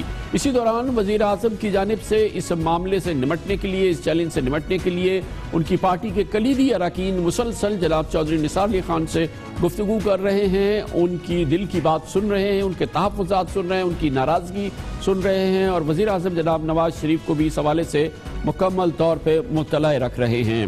صورتحال میں جتنی شدت اور گرمی تھی، بظاہر ایسا لگتا ہے کہ برف پگھل چکی ہے اور اس معاملے میں تیزی سے صورتحال بہتری کی جانب بڑھ رہی ہے. اگر تیزی سے بھی نہیں بڑھ رہی تو بہتری کی جانب ضرور بڑھ رہی ہے. آج اس سلسلے میں ایک اہم دن تھا جب خود وزیر اعلیٰ پنجاب جناب شہباز شریف، وزیر خزانہ جناب اسحاق ڈار اور جناب خواجہ سعد رفیق، تینوں وزیر اعظم کے انتہائی کلیدی رفقا آج جناب چودھری نثار علی خان کے ساتھ انہوں نے طویل وقت گزارا، اور وہ سلسلہ جو پچھلے 2 دن سے جاری تھا آج اس کا یہ بہت اہم دن تھا. اطلاعات ضرور ہیں کہ اس سلسلے میں برف پگھلی ہے، لیکن کیا مکمل طور پہ برف پگھل گئی یا نہیں، ذرائع کہتے ہیں کہ یہ کہنا قبل از وقت ہوگا. لیکن وزیر اعظم کے لیے، ان کی جماعت کے لیے بہت ضروری ہے کہ اس چیلنج کی اس انتہائی اہم گھڑی میں ان کی پارٹی متحد رہے اور اس میں انتشار کے آثار نظر نہ آئے. اور آبویسلی یہ تو بالکل نہ ہو کہ ان کا ایک قریبی ساتھی، قریبی رفیق ان کو عین اس وقت چھوڑ کے چلا جائے جس وقت کہ وہ اپنے ایک بڑے چیلنج کا مقابلہ کر رہے ہیں. آج کی صورتحال اور اس اہم موضوع پہ بات کرنے کے لیے ہم نے دعوت دی ہے محترم خواجہ سعد رفیق کو، جو وزیر برائے ریلوے بھی ہیں اور جناب چودھری نثار علی خان کے ساتھ مسلسل کانٹیکٹ میں بھی ہیں. بہت بہت شکریہ خواجہ صاحب. یہ فرمائیے گا کہ آپ پچھلے 3-4 دن سے مسلسل چودھری نثار علی خان صاحب کی مختلف حوالوں سے بات سن رہے ہیں، ان سے گفتگو کر رہے ہیں. اگر میں کہہ رہا ہوں کہ برف پگھل گئی ہے تو اتنا بھی کہنا مناسب ہے، یا آپ اس سے ایگری کریں گے یا نہیں؟ بسم اللہ الرحمن الرحیم. شکریہ کامران خان صاحب. 3-4 دن سے نہیں، کئی دن سے میں اور میرے اور ساتھی محترم چودھری نثار علی خان صاحب سے رابطے میں ہیں اور ان کی خدمت میں کافی بار حاضر ہونے کا موقع ملا ہے. اور جو ان کا نقطہ نظر تھا، جو ان کا ویو پوائنٹ تھا یا جو ان کی ریزرویشنز تھیں ان کو سن کے تو جناب وزیر اعظم تک بھی ان کو پہنچایا ہے. تو یہ میں ضرور اب اس پوائنٹ آف ٹائم پہ مانوں گا کہ بعض عوامل کی وجہ سے فاصلہ جو تھا وہ کچھ بڑھ گیا تھا, لیکن یہ ریلیشن شپ بڑی یونیک ہے جناب نواز شریف صاحب کی اور جناب نثار علی خان صاحب کی, اور اس رشتے میں کوئی تیسرا جو ہے وہ کبھی داخل نہیں ہوا, اور یہ ایک فیملی ریلیشن شپ بھی ہے اور یہ ایک نرم گرم وقتوں کا ساتھ بھی ہے. تو مراسم میں اور ریلیشن شپس میں آپ جانتے ہیں خان صاحب اونچ نیچ آتی رہتی ہے, اور یہ بھی ہے کہ ہمارا معاشرہ ایسا ہے کہ جب دو لوگ قریب ہوں تو بعض لوگوں کو یہ چیز اچھی نہیں لگتی ہے. لیکن میں یہ کہہ سکتا ہوں کہ معاملات جو ہیں وہ پوائنٹ آف نو ریٹرن پہ نہیں گئے ہوئے, لیکن ایک بات واضح ہو کہ نثار علی خان صاحب نے کبھی بھی یہ نہیں کہا کہ وہ پارٹی کو یا نواز شریف صاحب کو چھوڑ رہے ہیں, ایسا تو کبھی انہوں نے کہا نہیں, نہ ان کے ذہن میں ہے. ایشوز ضرور ہیں جن پر وہ بات کرتے ہیں, کابینہ میں بھی انہوں نے بات کی تھی, وہ اس کا کچھ نہ کچھ حصہ میڈیا میں آیا تھا, کچھ ٹھیک تھا, کچھ مس رپورٹنگ بھی کی گئی. تو آج شہباز شریف صاحب, اسحاق ڈار صاحب اور میں ان کی خدمت میں حاضر ہوئے تھے, شاہد خاقان عباسی صاحب اور اسپیکر قومی اسمبلی بھی اس ایفرٹ کا حصہ ہیں جو کئی دن سے جاری تھی. انشاءاللہ کل بھی ہم ان کی خدمت میں حاضر ہوں گے. کل وزیر اعظم پاکستان بھی خیر عافیت سے وطن واپس لوٹ آئیں گے. تو پارٹی کی یہ کوشش ہے کہ گھر کی بات گھر میں رہے. نثار علی خان صاحب نے پریس کانفرنس کرنی تھی, وہ شاید اللہ کو منظور نہیں تھا, پہلے ان کی طبیعت خراب ہو گئی, وہ بالکل کمر کی تکلیف بڑی شدید ہوئی. اگلے دن جب انہوں نے رکھی تو وہ بدقسمتی سے لاہور بلاسٹ ہو گیا. تو وہ پریس کانفرنس کرنا چاہ رہے ہیں, لیکن سچی بات یہ ہے کہ ہم سب نے ان کو ریکویسٹ کیا ہے کہ آپ جو بھی ریزرویشنز ہیں اور جو بھی ایشوز ہیں ان کو پارٹی کے اندر وزیر اعظم صاحب کے ساتھ بیٹھ کے ضرور ایک بار ڈسکس کر لیں. تو اچھا, یہ اس وقت یقین ہے مجھے اس بات کا, اور بڑی قوی امید ہے کہ ہم انشاءاللہ اور قریب آ جائیں گے. ہم اس پرسپیکٹو سے اپنے پوائنٹ آف ویو سے جہاں پہ ہم کھڑے ہیں اس میں لگتا ہے کہ اس وقت اگر وہ اپنے جذبات کا اظہار کریں, یا جذبات کے اظہار سے شاید نہیں, لیکن اگر کوئی وہ علیحدگی اختیار کریں یا کوئی الزام لگائیں, تو یہ وہ موقع ہے کہ جب کہتے ہیں نا کہ when it hurts most, یعنی کہ اس وقت تکلیف دی جائے گی تو سب سے زیادہ تکلیف جناب نواز شریف کو ہوگا. جتنا میں جانتا ہوں چودھری نثار علی خان صاحب کو, شاید وہ اس سچویشن کو اوائڈ کرنا چاہیں یا کر رہے ہوں, یا اتنا وہ ناراض ہیں کہ وہ بولتے ہیں چاہے کوئی بھی وقت ہو میں نے اپنی بات کرنی ہے. گویا کہ معاملات بہت ہی سیریس ہے. معاملہ سنجیدہ تو ہے جی, سیریس تو ہے, لیکن اب ہم نے کافی ایک دوسرے سے گفتگو کی ہے اور وزیر اعظم صاحب کو بھی کمیونیکیٹ کی ہے. تو چونکہ وہ بہت ہماری اندر کی بات ہے, آبویسلی ہم میں سے کوئی بھی اس کو میڈیا پہ کر نہیں سکتا, اور ہماری اٹموسٹ کوشش ہے کہ اس کو ریزالو کر لیں. مجھے قوی امید ہے اللہ تعالیٰ اپنا کرم فرمائیں گے اور انشاءاللہ تعالیٰ برف پگھلے گی انشاءاللہ تعالیٰ. بہرحال توقع یہ ہے کہ وہ آج کی بھی ملاقات ہوئی ہے, کل بھی ملاقات ہے, تو انشاءاللہ تعالیٰ جو بھی چودھری صاحب کا نقطہ نظر میڈیا میں آئے گا, جب وہ ان کی زبان سے آئے تو اس سے پہلے ہماری کوشش ہے کہ ہم آپس میں بات چیت کر کے ٹاپ لیڈرشپ کے ساتھ چودھری صاحب کی بات چیت ہو اور اس مرحلے سے ہم آگے بڑھ جائیں. اور میں یہ ضرور کہوں گا کہ ان کی ناراضگی اپنی جگہ اور خفگی ان کی کافی ہے ایشوز پر, لیکن یہ وقت جو ہے یہ آپ نے درست کہا ہے. میں آپ کی اس بات کی تائید کرتا ہوں کہ وہ جسے کہتے ہیں اونٹ کی پیٹھ پہ تنکا, ایک جملہ یا ایک لفظ بھی جو ہے وہ بعض اوقات اس کے لوگ معنی غلط پہنا دیتے ہیں. آپ جانتے ہیں کس طرح چیزوں کو اور ورڈز کو اور سینٹنسز کو ٹوسٹ کیا جاتا ہے. تو یہ ساری گزارشات ہم نے ان کی خدمت میں پیش کی ہیں. خالد صاحب, کیا مصروفیت ہوگی وزیر اعظم کی یہ مالڈیوز کے بعد واپس آنے کی؟ یہ بہت ہی کرٹیکل اس وقت سچویشن ہے, سب فنگر کراسڈ بیٹھے ہیں. آج خان صاحب نے بھی کہا ہے کہ پاناما کیس کا جلد از جلد فیصلے کا اعلان کیا جانا چاہیے. آپ کی بھی توقعات یہی ہیں؟ دیکھیں جی, ظاہر ہے وزیر اعظم خیر سے واپس آ جائیں تو اپنے رفقا کے ساتھ وہ مسلسل کنسلٹیشن میں بھی ہیں, سرکاری کام بھی ساتھ کر رہے ہیں, پولیٹیکل اور لیگل کنسلٹیشن بھی ہو رہی ہے.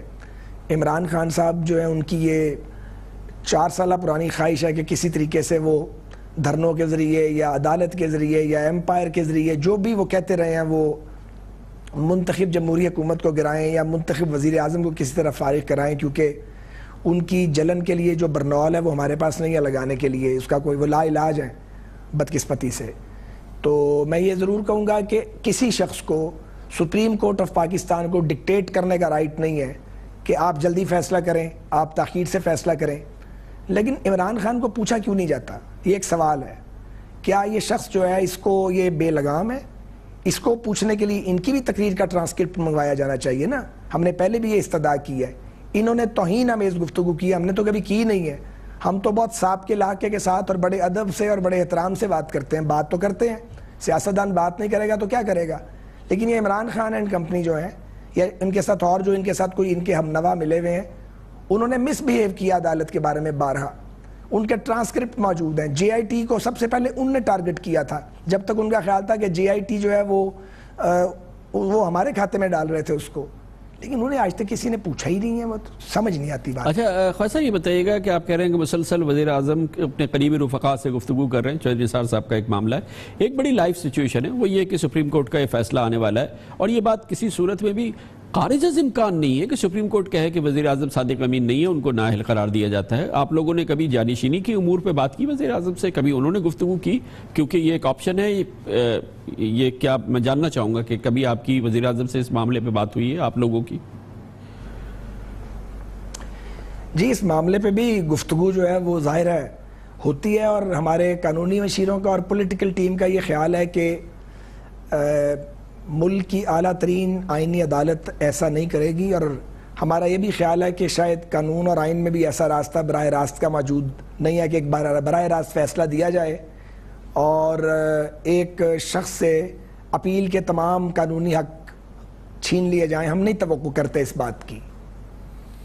بہت بہت شکریہ جناب خواجہ سعد رفیق ہمارے ساتھ موجود تھے۔ بہت اہم گفتگو اور مختصر گفتگو ہماری جناب خواجہ سعد رفیق سے ہو رہی تھی۔ چودھری نثار علی خان کے حوالے سے آپ نے ان کے لہجے میں تحفظ دیکھا، آپ نے دیکھا بہت زیادہ کوشش ہے، اور کہا کہ ان کی خفگی ہے اور بہت زیادہ خفگی ہے چودھری نثار علی خان صاحب کی۔ اور ایک بات اور انہوں نے کہی کہ وزیر اعظم سے ان کی جانشین کے حوالے سے بات چیت ضرور ہوئی ہے، لیکن ہمارے تمام قانونی اور سیاسی جو مشیران ہیں ان کا کہنا یہ ہے کہ شاید ایسا ہوگا نہیں، اور اس کی انہوں نے مختلف وجوہات بھی بتائی ہیں۔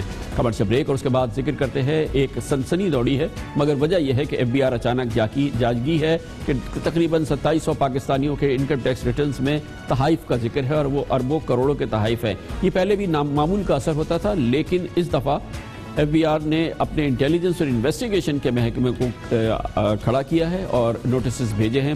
خدشہ یہ ہے کہ اس سے کئی کرپشن کا ایک بازار گرم نہ ہو جائے۔ اس کی بات کرتے ہیں چھوٹے سے وقت کے بعد۔ Welcome back. ملک میں ٹیکس امور اور ٹیکس گوشواروں کا پاناما کیس کے پس منظر میں چرچا ہے، اور اس حوالے سے تمام محکمے اپنی کارکردگی کا جائزہ لے رہے ہیں، اور اسی معاملے میں ایسا لگتا ہے کہ فیڈرل بورڈ آف ریونیو یعنی ایف بی آر ایک معاملے میں سوتے سے جاگا ہے۔ اچانک فیڈرل بورڈ آف ریونیو نے کروڑوں اربوں روپے کے مہنگے تحائف لینے اور دینے والے افراد کو انکم ٹیکس آرڈیننس کے تحت نوٹسز جاری کیے ہیں، اور یہ معاملات ان کے ٹیکس گوشواروں کے حوالے سے ہے۔ ایف بی آر حکام نے سینیٹر سلیم مانڈوی والا کی سربراہی میں سینٹ قائمہ کمیٹی فائنانس کمیٹی کو بتایا تھا کہ مالی سال 2016 میں 2785 پاکستانیوں نے اپنے ٹیکس گوشواروں میں 102 ارب روپے تحائف اپنی فائنینشیل سٹیٹمنٹس میں ظاہر کیے ہیں۔ 2016 کے دوران 3 خوش نصیبوں کو 1 ارب روپے یا اس سے زائد کے تحائف ملے۔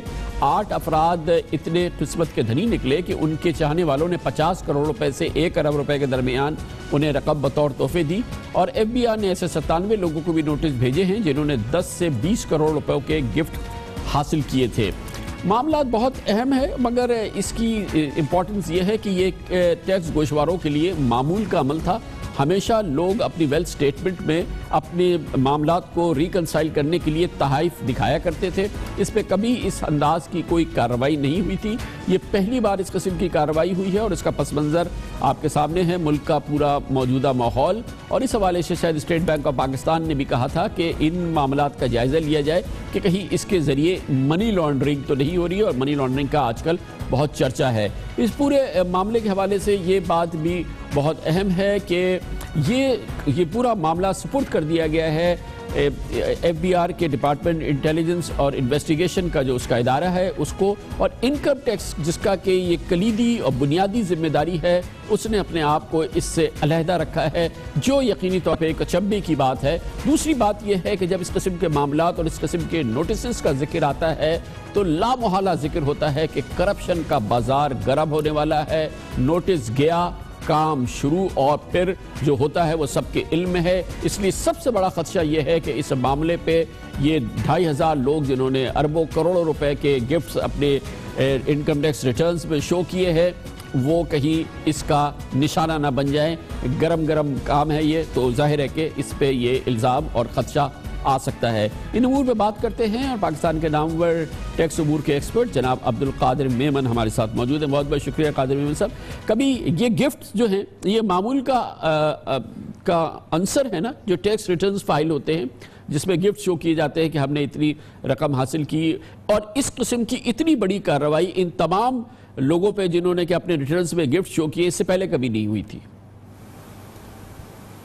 جی بالکل، اس میں تو کوئی شک نہیں کہ اس طرح کی کارروائی پہلے کبھی نہیں ہوئی ہے، اور اس میں یہ چیک کیا جا رہا ہے کہ یہ بیسیکلی یہ جو گفٹس ہوئے ہیں اس کو منی لینڈرنگ کے لاء میں اس کو کس طرح سے اس کو دیکھا جا سکتا ہے، کیونکہ جو اینٹی منی لانڈرنگ لاء ہے وہ یہ کہتا ہے کہ جی اگر کوئی پروسیڈز جو کرائم ریلیٹڈ اگر ہے تو اس کو اینٹی منی لانڈرنگ میں آپ پروسیکیوٹ کیا جا سکتا ہے۔ تو یہ کام ایف بی آر میں پہلے کبھی نہیں ہوا، this is for the first time کہ یہ ایسا ہو رہا ہے۔ اچھا، اس سے پہلے کیوں نہیں ہوا؟ یہ مطلب یہ کیوں نہیں خیال آیا کہ یہ جو گفٹس شو ہو رہے ہیں اور وہ ریکنسائل کرنے کے لیے کرتے ہیں یا جس معاملے کے لیے بھی کرتے ہیں، یہ کوئی سیکرٹ تو نہیں تھا نا، یہ تو ایک اوپن بات تھی، لیکن اس سے پہلے کیوں نہیں ایف بی آر نے کبھی اس طرف توجہ دی؟ دیکھیں، یہ ایکچولی اینٹی منی لانڈرنگ کی ہم سب جانتے ہیں کہ یہ اس کی جو زیادہ تر گلوبلی بھی جو اس کو زیادہ پرسو کیا گیا ہے وہ 2016 سے شروع کیا گیا ہے، اور جو لاسٹ امینڈمنٹس بھی اس لاء کے اندر آئی ہیں وہ 2016 میں سمویر آئی ہیں۔ تو وہ جو اس میں سب سے پہلے جو اوریجنل اینٹی منی لانڈرنگ جب 2010 میں بنا تھا تو اس میں کسٹم شامل تھا، پھر لیٹر اس میں سیل ٹیکس اور ایف ای ڈی کو شامل کیا گیا، اور پھر انکم ٹیکس کو بھی شامل کیا گیا۔ تو لہٰذا یہ اچھا، دوسری بات یہ کہ یہ ایک زمانے میں یہ ہوتا تھا کہ آپ کیش بھی کسی کو گفٹ دے سکتے تھے، بٹ یہ کافی سالوں پہلے اس لاء کو بھی چینج کر دیا گیا، اور جس طرح سے آپ کو پتہ ہے کہ اس وقت جو ہے انفورسمنٹ کے حالت جو ہیں وہ کوئی بہت زیادہ اچھے نہیں ہے ایف بی آر کے، تو بیسیکلی یہ سارا کام انفورسمنٹ کا ہے، یہ نہیں ہے کہ صرف آپ نے ریٹرن فائل کر دی اور اس کو منوہن ایکسیپٹ کر لیا جائے۔ اچھا، میمن صاحب یہ بتائیے گا کہ بنیادی طور پہ اور کلی طور پہ یہ انکم ٹیکس کے معاملات ہیں، تو اگر اس پہ نوٹسز دینے تھے تو وہ انکم ٹیکس ڈپارٹمنٹ دیتا نا، یہ اس کے پرویو سے پورا نکال کے انٹیلیجنس اینڈ انویسٹیگیشن کو، جس کا کہ ان معاملات سے براہ راست کوئی تعلق نہیں ہے، اس کو کیوں دیا گیا، اور انکم ٹیکس ڈپارٹمنٹ یہ نوٹسز کیوں نہیں ایشو کر رہا؟